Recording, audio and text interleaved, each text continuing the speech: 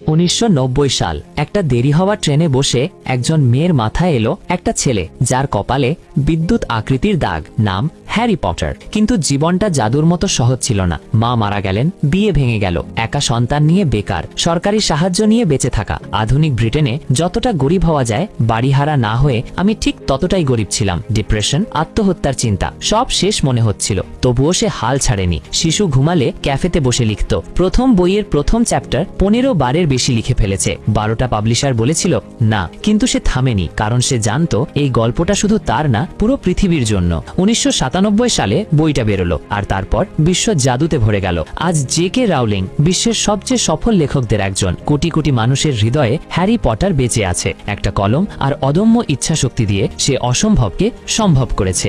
Rock bottom became the solid foundation on which I rebuilt my life. J K. Rowling. যখন সব শেষ মনে হয়, ঠিক তখনই নতুন শুরু হয়। তুমি যদি স্বপ্ন দেখতে ভয় না পাও, তাহলে কেউ তোমাকে থামাতে পারবে না।